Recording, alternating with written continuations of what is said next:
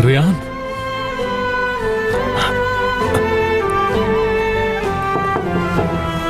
रियान,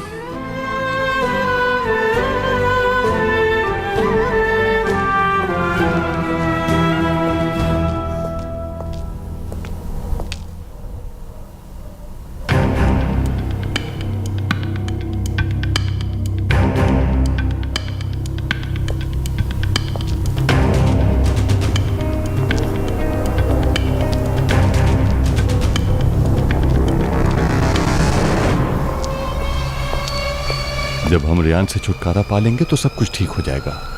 तुम देख लेना, हम रिलैक्स हो जाएंगे। लेकिन मैं रिलैक्स नहीं हूँ, मुझे बहुत डर लग रहा है। कैसा डर हांदान? देखा जाए तो हमारी टेंशन दूर हो गई है। हाँ, टेंशन दूर हो गई है, और क्या। वैसे प्लान बहुत अच्छा था, सांप भी मर गया और लाठी भी नहीं टूटी। आप लोगों ने क्या कर दिया? क्या किया आप लोगों ने?